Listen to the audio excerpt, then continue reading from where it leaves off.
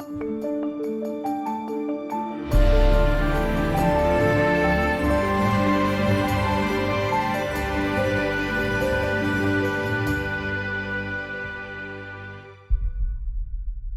welcome back, everyone, to Coffee and Creatives podcast. I'm Victoria, the artist behind the Artisan's Heritage, specializing in all things faith-based, folklore, and fantasy within the realms of art, stories, and music.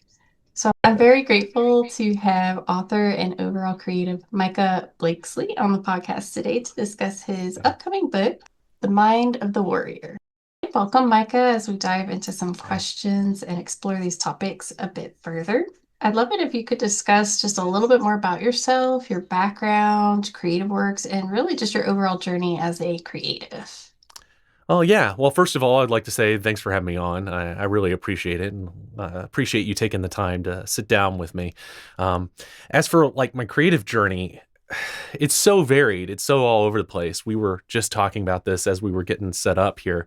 Uh, but I find a lot of times one field leads into another. And especially when you're a working creative, especially on the indie sphere, a lot of times you have to wear a lot of hats. I mean, even when you're starting something online, you're not just a writer, you're a voiceover artist and you're a marketer for your own material. And that's just doing one thing, not to mention getting wrapped up in a whole bunch of different projects. So when I was younger, my mom was a playwright and a director at a local playhouse. And so I spent my whole childhood doing theater under my mom mostly. And a lot of it were plays that she wrote. A local church that we went to here, she was in charge of their theater program and would write a lot of the plays that we were doing for them. So I did that well up until I went to college. I think I was 19 the last time I was on the stage. I kind of miss it. There's an immediate gratification that comes from doing plays. You know, when you're doing writing or session music in a studio, you know, or even film acting, it's a little more interactive. But a lot of times you're just making your thing in your studio and emailing it off, and that's sort of the end of it. Whereas theater, there are people there who can respond in real time, and you can get that sense of community like firsthand. Whereas, you know, even on Instagram, I had a video do like 40 or 50 million views the other day, or a couple weeks ago. But at some point, it just becomes numbers. You know, it's like I appreciate all that engagement and people cheer me on and stuff. But at some point, like 200 versus 200,000 likes just starts to kind of blend together because it's all just numbers on a screen while you're alone in your house, you know. And so theater gives you that immediate sense of community response. The trade-off is that it's a lot more nerve-wracking, and that True.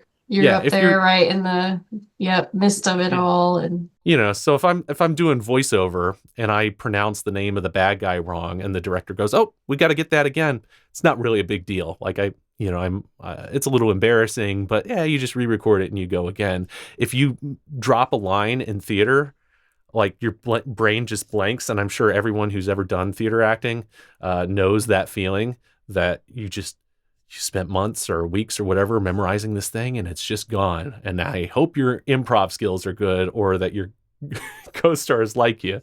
Uh, and I never got over that, you know, shaking hands when I went on stage. I did it for 20 years and I never got over it.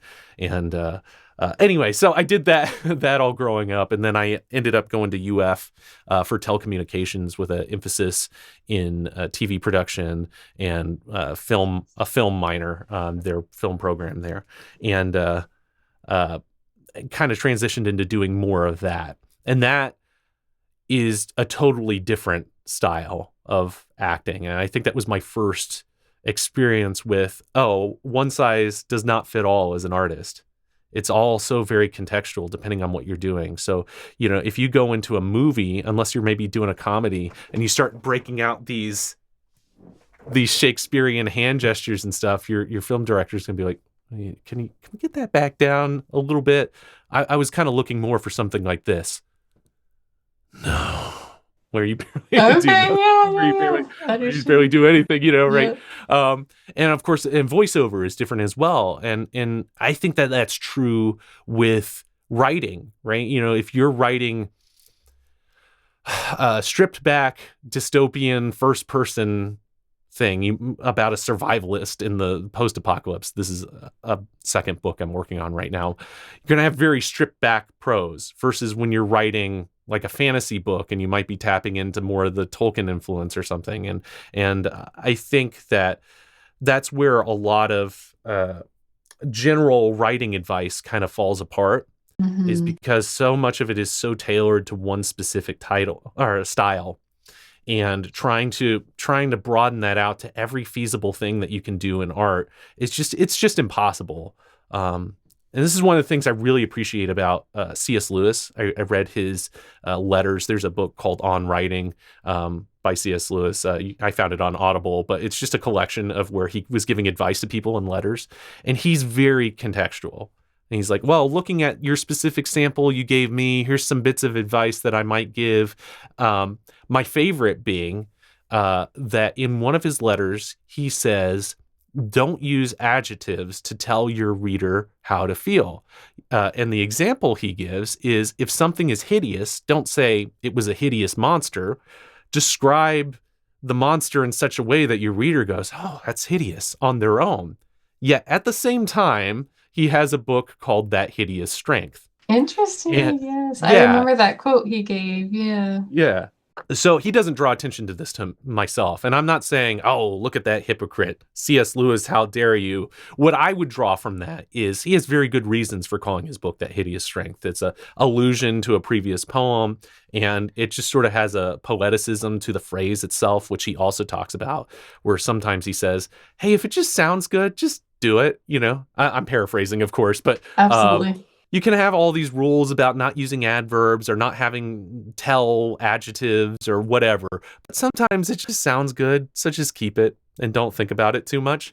Um, all of that stuff is so circumstantial, and it's one thing that really drives me nuts a lot of times is when you take a writing class or read somebody's writing Hmm. advice blog or whatever. You always have to keep in mind, what context are they addressing with this advice, because it may not be applicable to what you're doing.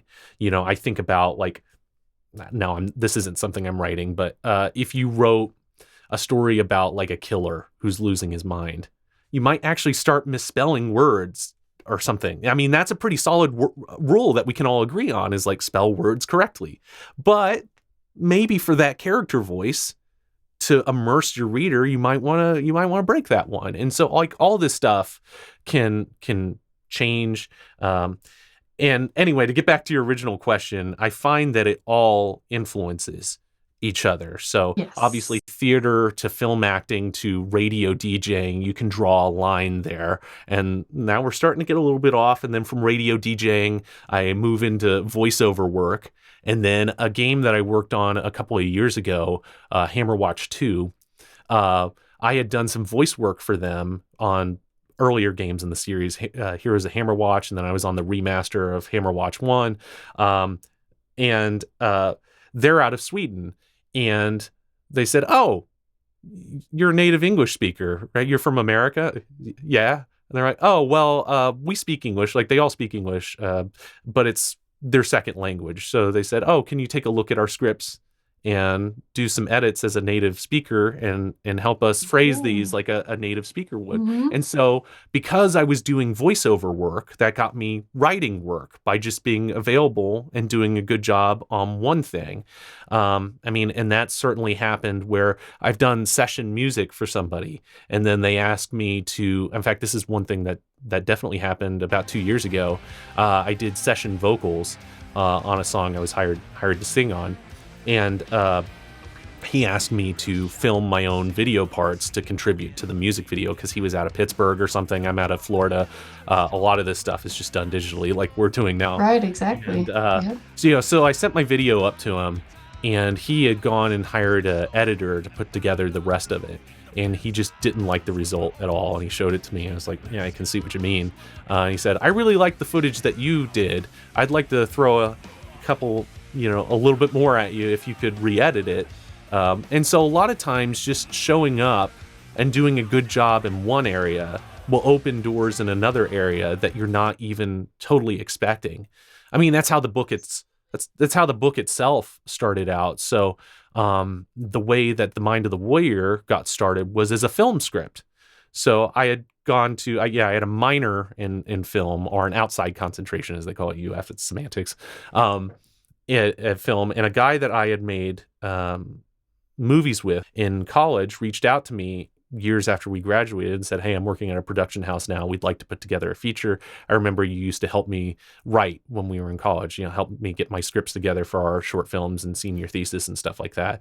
Would you like to, take a shot at writing a script for us?" So I went and I met with him, and he gave me a couple of pitches of kind of what he was thinking. And they were real loose. It was just more like, here's some genres I'm thinking about and maybe some elements I would like to see. And I went and I thought about that and came up with a pitch for him. And he liked it. And I worked with him for about 10 months putting this thing together, where I would go write some pages and give it to him and get feedback from him about what he thought. And he pretty much just let me kind of do my own thing.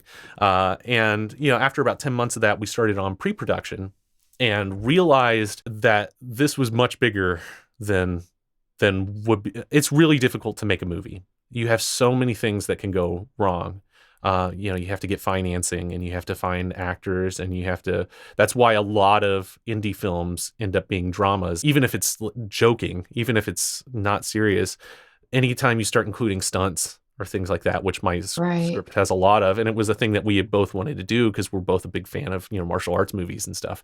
And when we actually started to get on that, it didn't end up working out. It's hard to get a lot of things together. So, I but was going to chime in and say, I think yeah, it's, very true in when we were talking about opportunities, how one thing yeah, you might have an interest in, or it might start off as a career field, get involved with that, and then you meet other people and network and start this yeah, collaboration, and then they might have a need, and they see that you have this talent or a creative, that specialization that you can contribute to. So hmm, you really never know, where your creative journey can take you, and what yeah, people, you're going to meet along the way to help you. So in this yeah, this huge growth journey, which I think every creative I've ever talked to has something so special, where they start off with maybe an interest or something that they're just a little bit interested in. It might not be something, to the extent of,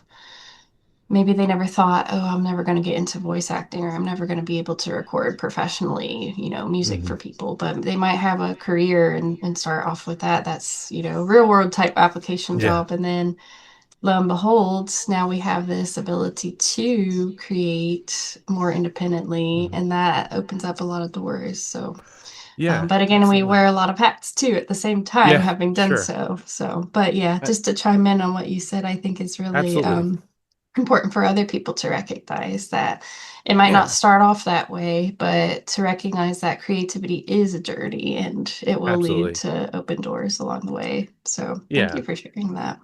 Yeah, for sure. And it's all going to be so varied. And I think that there's a lot of professional work in the arts that people just aren't aware of. I mean, that's certainly what my day job is, where I make PSAs about looking both ways before you cross the street, and event flyers, and do event photography for law enforcement. And especially these days, whether it's a hospital or a nonprofit charity or law enforcement or a law firm. I have a friend who he's the in-house media guy for a law firm. And while these may not be the creative dream, it's not Hollywood, or it's not the New York Times bestseller list or whatever, it is a way that you can work on your craft, at least get the Yes. technical polishings of what you're doing. You can work on your cinematography doing event photography for law enforcement or weddings, or you can work on your lighting doing portrait photography for people. You can work on your writing press releases. And of course, you have to be aware that press release writing is not going to be the same Right. style that novel writing is going to be, but it can still help you get certain chops down that is related, and you can make a living off of it. even so, there's a lots of kind of invisible working artists. And when I even think about some of the great works of art, not that I would put my law enforcement work on this, but you think about like, the Sistine Chapel, that was hired, you know, he was hired to make that for the Vatican, and It's amazing. and it's now one of our great works of art. But I don't know. In the moment, was he just like, this is a job, you know? Um, and so you never know. And I think that goes to show that whatever you're working on, try to give it your best, because you just never know when a certain thing that you do is going to get eyes on it, and you don't want it to be the one that you didn't try on, I think that was very beautifully said too. That invisible work Yeah. is very true. I've always been a restless creative. It's just how I process the weirdness that is existing. By day, I work as a media specialist for a Florida sheriff's office, which keeps me grounded in reality and gives me an example of real heroes close up, the good and the bad. Before that, I spent a decade in radio and TV news production, but my background has always leaned toward the storytelling arts. Years as a session musician, voice actor, and director. Recently, I directed the U.S. full motion video unit for a video game called Washington Prime, as well as voicing the lead and playing him in the cutscenes. And you wear a lot of hats in indie work, and the occasional live action role gives me as good a reason as any to go to the gym from time to time. But the project that's defined me personally lately is my novel, The Mind of the Warrior. In a lot of ways, it is me. Like Sauron poured himself into the One Ring, I put myself into this book. The story actually began as a screenplay about 7 years ago, but sat on my shelf until my wife encouraged me to convert it into a novel. It follows a pizza delivery boy in a decaying city who inherits a supernatural power, but at its core, it's my attempt to explore where heroism fits in a world that feels pretty broken. And I'm always trying to find the intersection of faith, grit, and the arts. I was Yeah. gonna say, Of well the actual, said. thank you. The actual quote from my wife was, if you don't finish a book, you have no one to blame but yourself. That is very good motivation, isn't it? Though, to kind of Yeah, think about, hey, is yeah, this what I want to do? Piggybacking off of that, it's like, is this what I want to put out in the world? And there's so many yeah, stories, and that kind of moves us into our next question, but there's so many yeah. stories that encompass this understanding of trying to you know, bring to light something positive in the midst of that grit, Mhm. that, so to speak, in the chaos.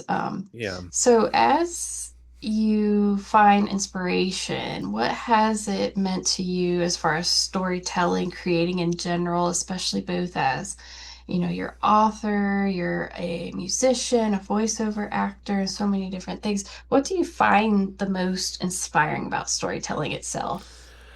I think the most important thing for me about storytelling is that it helps me to understand other people. It's about empathy and healing and expression, and when you have to get inside the head of a character and start thinking about their motivation and what makes them tick, and yeah, in a nuts and bolts sense, that's what keeps your plot moving forward. You want it to be propelled by things that your character wants instead of just having them sort of happen for no reason. Um, but when you start thinking that way, it can translate over to how you treat people in real life. Say somebody Beautifully said. say somebody hurts your feelings, but you've been writing a villain recently and thinking about why your villain does that. Instead of just being angry at that person, you can go, now, why did they say that to me? Is it because they're dealing with Absolutely. this or that? And so, in a lot Yes. of ways, it's good for you. It's good for your own soul. If you look at it in the right way, it can help you to understand other people and maybe create forgiveness or Hmm. create understanding, because you have to understand characters, and you can bring that over to helping you understand people in general. And I think that that's how we really start to deal with things, you know. Absolutely. Um, That's very deep. And I think, too, something that maybe a lot of people don't realize about the beauty behind storytelling and how we need it. We absolutely yeah, need that to process and think and develop. And I couldn't have said that better. That's absolutely thanks. true because it also creates empathy, healing, forgiveness, expression, and develops you as a person. So you think you're Yeah, going into writing a book, developing your own different character that you have created, but are you really developing yourself in the sense? So yeah, yeah, very well said. absolutely. Um, As far as your musical or, author type of creative influences, how has this also had an impact on you and your work and things like that? Oh, yeah. I mean, it's so disparate, and you can kind of see my influences sitting over here. We got Goku here. We got Faceless, which is a Christian fantasy author from a friend of mine who helped beta read on the book and has been very helpful. So I kind of J.R. White. She's great author and been very helpful, kind of like Daniel has been for me. And then you see Batman over there, and there's a little Link there from Legend of Zelda. Oh, And great. so, Yeah. I kind of put those back there because if you like these things, you'll probably get something out of my book. Um, but yeah, I think the artist that I've read the most, or the author that I've read the most, is easily C.S. Lewis, and that's kind of a pretty common answer, I think, for a lot of Christian writers. But it's well founded because he's just that good, And Yes. he had this way of understanding that sometimes fairy tales can be more true than a journal, than a newspaper. A lot of times, stories can tell you more about reality than reality itself can. And of course, the Lord understood this too, which is why he taught in parables. Um, I think Absolutely. I think story is a great way to get around those boundaries and walls that we build for ourselves. If somebody comes up to you and says, "Love your enemies," you might go, "But they did this, this, this, and I can't love them." But if you read a story about somebody who's been beaten down and bullied and goes through the process of what does it look like for a person to really love their enemies? What does "in weakness I am strong" really look like when applied to a shonen power fantasy structure? And that can help you get around those walls when you're trying to communicate with people, which is really what it's all about. And of course, you can write in different contexts. You can write pure power fantasy. You can write a pure pulpit didactic. I'm going to tell you what to think, and I think that both of those, they definitely have their place. There's definitely some times where I just want to read something that's not challenging, or like last night I watched Godzilla versus Kong, both Yeah, of them, yeah, yeah, the yeah. new ones, and although that was interesting, I found myself emotionally invested in giant monkeys fighting each other. So good on them for making that work. Love that. But Love you know, that. sometimes there's no deeper theological message to Godzilla versus Kong. I just like it. The 9-year-old boy Right. who likes watching buildings blow up or whatever. But so that definitely has its place. But my mom always told me that the best stories for her entertain and educate, and that doesn't have to be direct. And again, this isn't an absolute, but for her, that's what the best stories did, is that, oh, I was entertained, and then maybe without even realizing it, you learned something along the way. Truly. And so, yeah, I think C.S. Lewis was really good about that. If you read the Screw Tape Letters as a fantasy book, let's say you're an atheist, you can still read that book and be like, oh, here's this fantasy story about demons arguing, and it's kind of funny. And you may not realize that you're actually getting a lot of really good theological points along the way. Especially, he brilliantly writes that from the villain's point of view.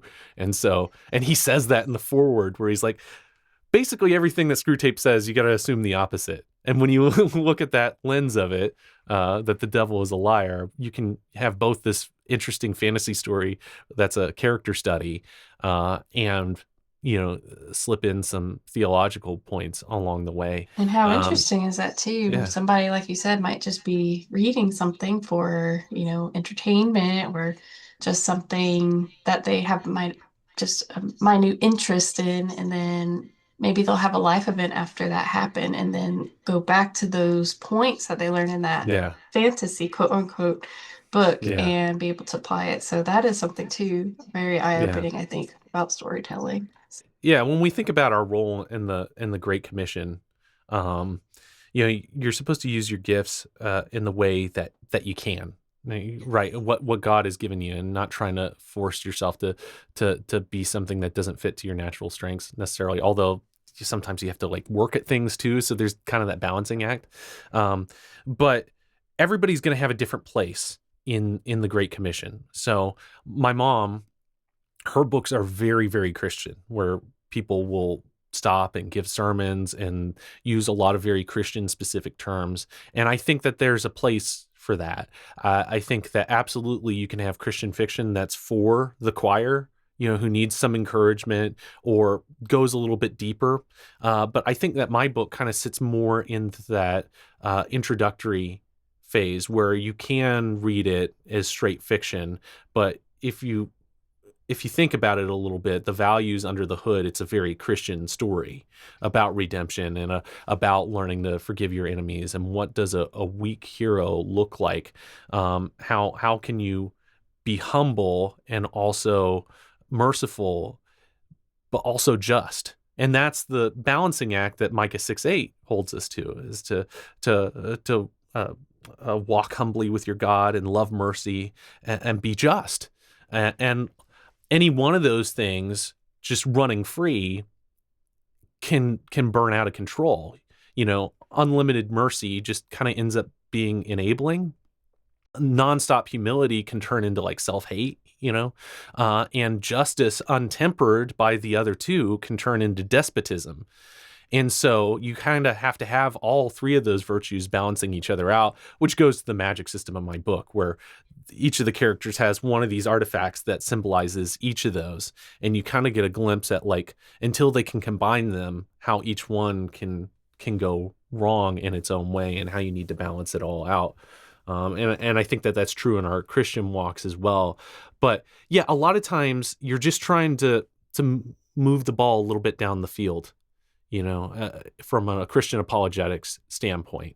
You might be the person who's there praying with somebody to cross over the Christian line, or you might be somebody at the very beginning of their journey who just plants a seed of what was that person who was nice to me? What was driving that? And that gives them a little bit more to look into. And that might be real fast for each individual person. That might be 3 interactions will change their mind and God gets through to them right away. Or that might be 50 years of people struggling to get through to this person. And all you can do is be faithful, as much as you can, acknowledging that you have your own failings and that God has to make up the difference. Just be faithful for where you are. You might be one good example, or you might be the finish line. But just wherever you are, be faithful. And what this looks like in the book a lot is sometimes I'll just directly drop scripture in there, but it's never within like or at least my goal is to never stop and be like, here's the verse and quote. I try to work it in that these are things that the characters could have naturally said, Mhm. that if you don't Yes. know what I'm talking about, that this could just be a line that this person said. But if you know what I'm talking about, or you know where I'm getting the paraphrase from, uh, I'm always trying to nudge people that way, but without losing the heart of the story. Because I think that that's one thing that a lot of Christian fiction has often left me frustrated with, and is this kind of hallmark, everything's going to be all right, which it will in the end. But in the meantime, Christ makes no uh, uh, reservations that it's going to be difficult. And I think that we also need those stories that acknowledge that, hey, the world is really dark sometimes, very, very dark. And where is God in that theodicy issue? I think a lot of times we can do people disservice by just dodging it. And what I try to do is acknowledge, and Christ did this too. I think a lot of times we get the wrong idea that he was just like all sunshine and rainbows. And yes, of course, he made sunshine and rainbows, but rain falls on the just and the unjust alike. And I try to write stories that go, hey, you might be depressed. Hey, you might have lost everything, but you haven't lost God, you know?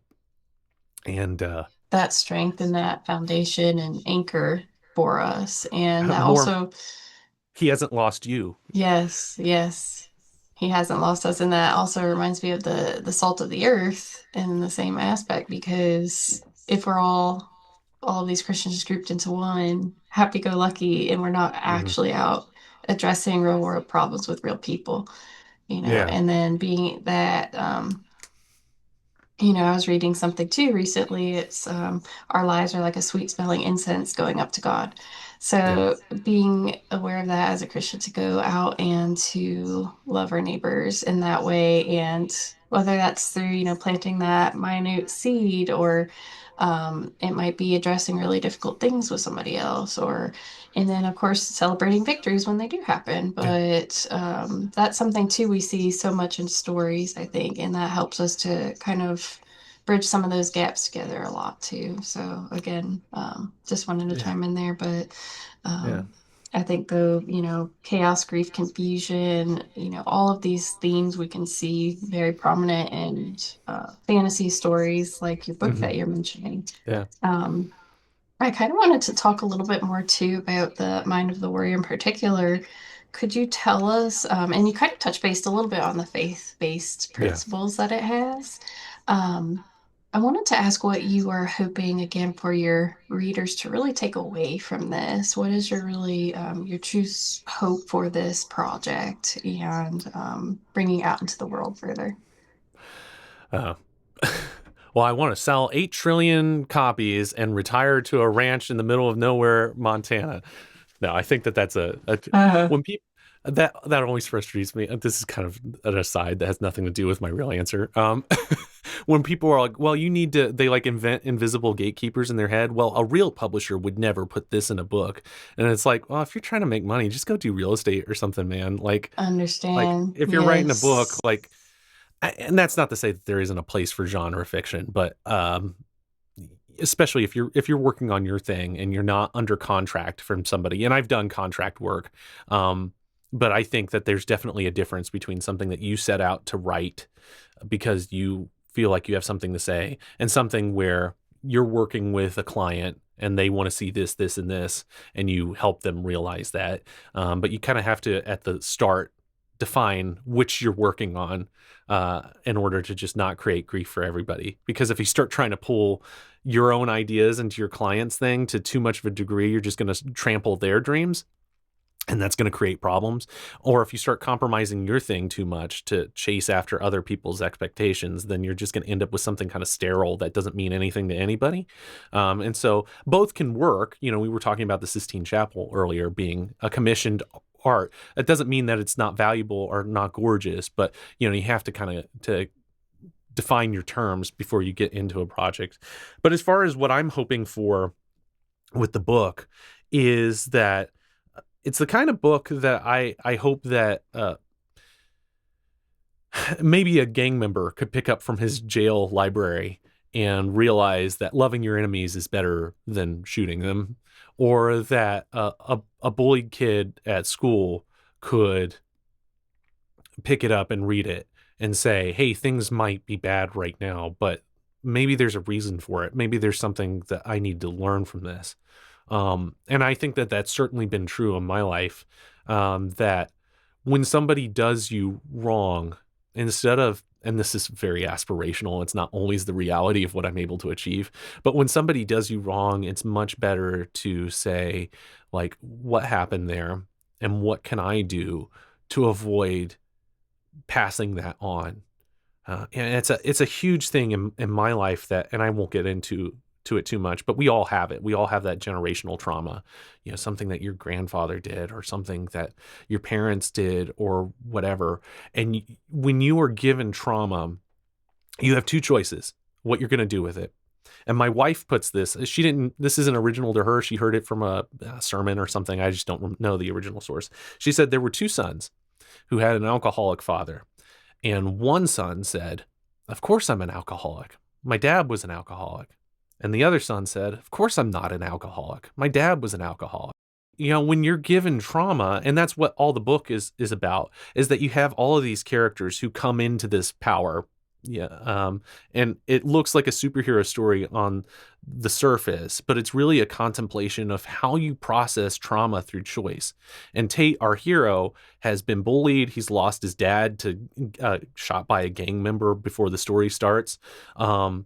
And he's trying to take care of his alcoholic mother, who basically slipped away after his dad died. And he works this awful job where he's bullied by his boss and he's mugged regularly by the same gangs that killed his dad. And he comes into this power. And somebody in that situation very well, if their justice is out of whack, go, I'm going to end all of this and remake the world into what I think it should be. But a hero will say, these people hurt me. And if I don't want other people to hurt, then it has to start with me. You know, I can't pay that on. And now that I have a chance to do something, what will it look like? Am I just going to keep it going? Am I going to Right, hurt people because right. people hurt me? Or am I going to say, I don't want anyone to hurt again, so I'm going to Absolutely. change it? And that's the true heroism of it all because you hear that quote so much too, hurting people hurt people. But Mm-hmm. the true hero takes that as Yeah. something they learn deeply from and have this empathy and perspective that they're able to see into this sort of perspective that nobody else can, who, those people who want to just continue that line. The hero Yeah. kind of steps in and then says, hey, this is what I want the world to look like because this Yeah. is what's in my heart that, the Lord And you put. do it by example, right? Yes, You do it examples, through love. And of course, the greatest action. example of that is Christ, who Hmm. takes on all the world's suffering. He takes it into himself and makes us right. Um, and we've done nothing but hurt him. And he understands that and then chooses to save us anyway. The greatest And example. yeah, absolutely. And so, in what ways can we go, okay, yeah, my dad was an alcoholic, and use that as an excuse to become one yourself, or use that as motivation to make sure that you don't pay that trauma forward? I wanted to say, I love what you said here. You mentioned strength isn't domination. It's having the ability to crush your enemy, but choosing to love them instead. That's the love Christ shows me every day. Absolutely. Um, and then to kind of go into your character and how your character also exhibits these things. If I don't want people to feel pain like I do, then I can't pass it on to myself. So also That respecting chapter is yourself the one. too. Is Yeah. that the chapter? Yeah, it's the chapter I gave you, is where he Wonderful. says that. It's a urban action fantasy with romantic elements, but underneath the spectacle is a meditation on mercy. The mythology in the book divides the power of the warrior, this ancient superpowered prophet, into three parts: the mind, the heart, and the fists. I definitely took a few cues from Zelda's Triforce with that one. The three pieces are direct translations of the virtues listed in Micah 6:8. And what does the Lord require of you but to do justice, to love kindness, to walk humbly with your God? Tate finds the mind and comes from a place of humility. He's bullied, insecure, and terrified.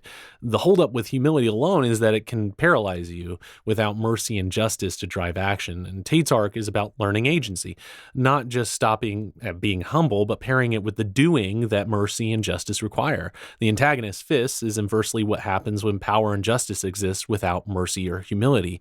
He's literally an undead monster of fire and destruction. Ultimately, a complete Christian needs all three. Love is all three. In real life, this looks like that Christian balancing act between grace and works. I hope readers come away seeing that redemption is possible for anyone. Love isn't just for your friends, but for the people standing in your way, especially for those people. Generational trauma stops when you put your human hate aside and choose to trust in grace. Strength isn't domination, it's having the ability to crush your enemies, but choosing to love them instead. And that's the love Christ shows me every day. As Tate says in the book, I know if I'm going to stop all that, it has to stop with me first. I can't just let what I feel burn away at me until there's nothing left, until I'm just a hurt husk hurting others. If I don't want people to feel like I do, then I can't pass it on myself. Very well said. I think Thank you. just a summarization there of your book, and Yeah. again, the integration that you're hoping for people to take away from this is very empowering. And I am very much looking forward to when your book is published and this can Me too. get in the hands of everybody who needs. Thank you for having me on as a leap of faith, even though you haven't read all of it except for little samples here and there. Absolutely. And I look forward to coming back when I actually have a it's coming out right now kind of announcement to make. Just kind of in the nitty gritty of it. We're still in edits. The book is done, but we're going through line editing and making sure that it flows and doing beta feedback and working with my editor to get those final touches done. So, we're looking somewhere in the next couple of months here. This is just to kind of talk about my philosophy in general and put things on people's radar. And if they can keep up with the links that you provided, I'll make announcements Absolutely. as they come. And those links things will be available again on Substack, so everybody can go check out Micah's work. Hmm. On some final thoughts, really briefly, I just wanted to ask, are there other advice or any tips that you would give other creatives who are in your position, or maybe they're still kind of figuring out their creative journey? What would something be that you would like to pass Yeah. on to them? Well, I think I have quite a lot of things to say, and all of this is going to be so circumstantial to where you're at. And I think it is important, kind of like we talked about early, to look at it as a journey that you're never quite arriving, and your interests can develop and change. And that doesn't mean what you did in the past is now suddenly bad. It just means that you're always kind of looking at a different snapshot of who you were at any given point. And I think that a lot of times we beat ourselves up with this idea of like this perfectionist idea of like, oh, if I just take one more workshop or I take one more class, yeah, it'll be finally good enough. And it's no, where you're at is good enough. It reflects you as a person as you are right now, and your imperfections in your craft or your personality or whatever, that can actually be something that makes your book feel more human, or your art or your guitar playing or whatever, things that have all the rough edges polished off stop being useful as art, because perfect art has a hard time reaching imperfect people, and so I think what you do is you just start working at it. And that doesn't mean don't take the classes, that doesn't mean don't learn grammar. I'm not saying that. You obviously should keep working on things, because that's part of stewardship, where God has put you in a position to work on something, and so you want to reinvest your talents, right, and do what you can to shepherd them. But don't use that as a way to beat yourself up, and don't use that as a way to beat other people up too. um, Anyone who's worked in creativity, or the creative world, you're going to find a lot of really great people, you and Daniel and JR back there, a lot of people who get how hard it is to really put yourself out there and let something that you care about be seen. But there are a lot of people who will just as quickly criticize you, and it may not even be founded. Like, you can have somebody read your book and skim it and start complaining about things that you went over. It's in there, but and that's not really on you. A lot of times people are dealing with things that you don't know about. And that's really obvious, but I think we forget that a lot. And sometimes you being encouraging about their art, and don't lie to them, but find something. Everybody's got something that you can truly say, and that's kind and good, that you can point to, and that might be the thing keeping them alive or keeping their dream alive. you know Mm-hmm. Somebody, and I wonder about that a lot. How many people out there had something truly great to show, and just their immediate line didn't didn't show them the support, and it never grew.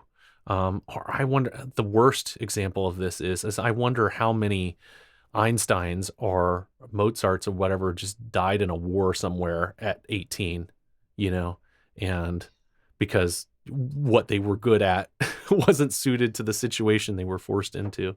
And it's a real shame. And I think one thing that I talk about in the book, and one thing that I believe, is that our dreams don't end in this world. And I wonder how many of those people who could have been great artists here but never got the chance, on the other side of that divide, will get to realize that in the court of God, as a musician, as a storyteller. I think all that stuff will still have a place I do too. in the next world too. I mean, God himself is the storyteller. Jesus told, some of the most legendary stories, and of course, ultimately, our lives are part of his story. Um, and so I think that's not a defeatist thing, but just remember to always be kind, and try to be aware of where you might be lashing out. I think that kind of goes back to what we were saying earlier. When you're faced with trauma, you can lash or you can learn. Mm-hmm, you know, mm-hmm. and it's a real thin line, and it is really difficult sometimes to see where you're doing it. And that's where you keep other people that you can trust close to you, who can kind of give you clear-headed expectations, because you're never going to be totally right and you're never going to be totally wrong. Um, and And then following after Christ's example, for Yeah, instance, of going back to it doesn't just stop here. And I think no, being so caught up in the moment, sometimes we tend to be predisposed to think that. But truly, like you mentioned, how many more musicians and artists are going to be in God's court to actually, Yeah. bring more of their gifts into fulfillment that way. So Yeah. truly doesn't stop here. Yeah. Um, Very well said. Treat your creativity like a marriage, not a fling. I wrote an article about this recently. A lot of new artists quit the moment it stops being fun. They assume if it's hard, they weren't meant to do it. But like a marriage, love is proven in the difficult seasons. You show up even when you don't feel inspired. Don't wait for permission, and don't wait for the world to declare you good enough. Christ already gave his life for you. Don't insult him by second guessing his choice. If you have a story, tell it. The world needs authentic voices. My book took 7 years and it's still going through final edits right now, and it shifted mediums more than once, but you have to commit to the process. I think the most important thing, though, is to show grace. This is to yourself and others. Don't beat yourself up if you use an adverb or hit a wrong note. Call it jazz and keep moving forward. Like my dad used to say, if you play a wrong note once, it's a mistake. But if you do it 4 more times on purpose, it's style. And especially these days when a lot of art can kind of come across like a soulless sales pitch, you and your real lived in point of view matter. If you can't fit your world into a neat little marketable genre package, make your own. Instead of looking at the market and asking, how do I do what everybody else is doing? Instead, look at yourself and say, what's something that only I could have made? And it costs nothing to encourage someone else in their dreams. A kind word from you might just be the thing keeping someone else alive. And in helping others in modeling Christ, you'll find yourself too. Absolutely. Very well said. Thank you so much for letting Thank you. us get some insight into your creativity. Yeah, Wonderful this has been discussions fun. about faith, and I really am hoping and praying that our listeners today will also be inspired to pick up your book, think about what true Yeah, heroism is, what that means, and yeah, how we all model that after the greatest model of them all, yeah, Christ. So absolutely. Well, we're thank you very for much having me. looking forward to it. Thank Yeah, you. and I look forward to doing this again when I have something on Amazon or whatever to send to people. Absolutely. We'd love to have Um, you back. yeah, I So appreciate thank you it. again. And I can talk more openly about some of the plot stuff then that I'm not trying to keep under wraps. Yeah. Absolutely. All right. Yes. Thank you All right. so much again. Thank you. Have a great day. You as well.